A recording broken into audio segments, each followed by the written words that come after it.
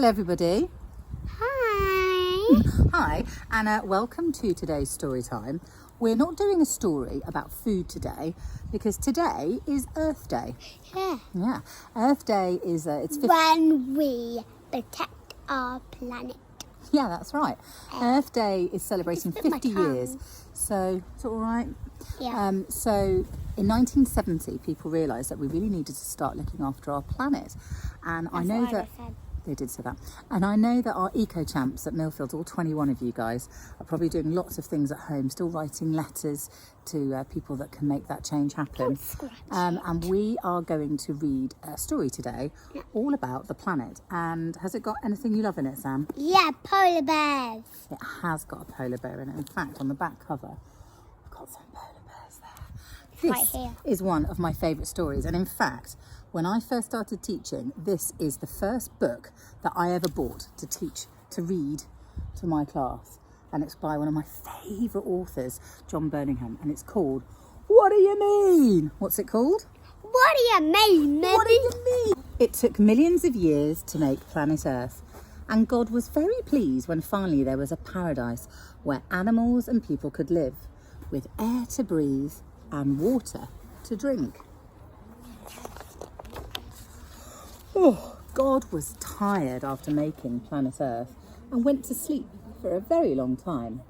Then one day, God woke and decided to visit the planet that was paradise, but not wanting to be seen, God caused a deep sleep to fall upon the people. And while everybody slept, God started to look around the world. There were two children who were playing under a very large and old cedar tree who had not gone to sleep. And God came to them and said, "Why are you not asleep like everyone else?" "We are not asleep," said the children, "because we're playing a game under the cedar tree." And God said, "Since you are not asleep, you must come with me and look at my world." And so the children set off with God to look at the world. And God said, "I do not like the things I see. The waters of the sea, which I made for the fishes and the birds, are filthy and dirty. The air, which I made clean and fresh for you to breathe, has been filled with fumes that are foul and nasty." That's happened in our world. The forests, which are home to the plants, birds and animals, are being chopped down and burned. Many living things are gone forever. I cannot make them again. There seem to be an awful lot of you people. I made you the most clever of all creatures so you would look after the world. Look at the ice which I made for the penguins and the polar bears. It's melting now and getting very thin, and parts of the world will soon be flooded. There are many of you who do not have enough to eat, and many who seem to have too much. You have spoiled my lovely world. We're only little children. We're not old enough to spoil world. What do you want us to do? They had stopped in a place that God liked, and they had a picnic.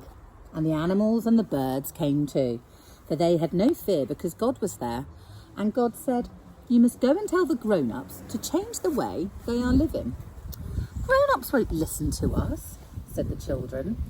"They will listen if you tell them that I told you to," God said. "I will come back again when the world is a better place." And so the little children set out to find the men with the money who cut down the trees, dirtied the waters and fouled the air. "We must save the world," the children told them. "Stop cutting the trees, dirtying the waters and fouling the air." "What do you mean? Don't waste our time, you snotty little kids. You can't tell us what not to do. Run away. We're busy." "But God said to tell you not to cut down the trees, dirty the waters or foul the air." "Oh, if it was God who said we must not do this, then we must stop," said the men with the money. The children went to see the people who said they spoke for God and who were always quarrelling amongst themselves. "We must save the world. You must stop quarrelling amongst yourselves." What do you mean, you foolish little children that have lost your way? You cannot tell us not to quarrel amongst ourselves. But God said to tell you, said the children.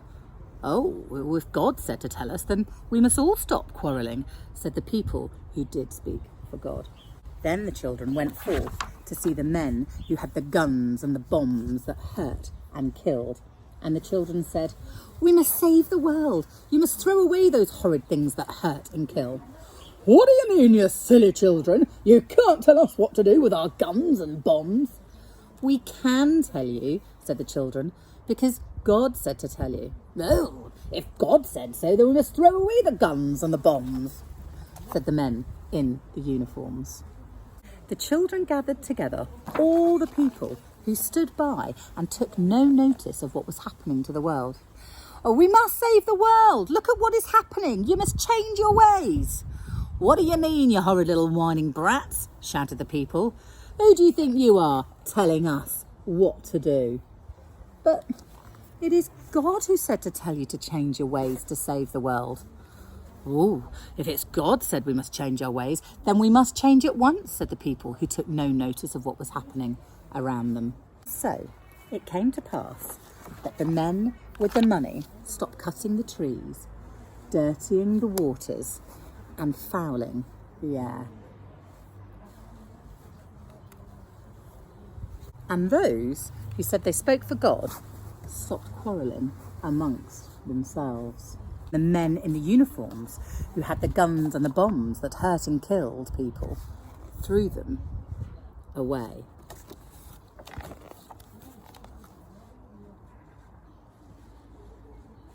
And the people who stood by and took no notice of what was happening to the world changed their ways. And those who did not have enough to eat had enough to eat. And the world became a better world. Oh, that's fun. I want to do that. Yee-hoo, splash! Does look like fun, doesn't it? And time did pass, and God decided to visit the world and return to the cedar tree where the children had been playing. And God called to them and said, show me my world. The children went to their mother and said, can we show God the world? And their mother said, go and show God the world, for it is a lovely world. But don't be late for bed. Remember, you have school tomorrow. Now, I know we don't have school tomorrow, but we have homeschool. I know lots of you have had your Zoom meetings and having lots of fun doing the work that's been set by you, and I can't wait to see some of it tomorrow. Say goodbye. Goodbye. Bye, everybody.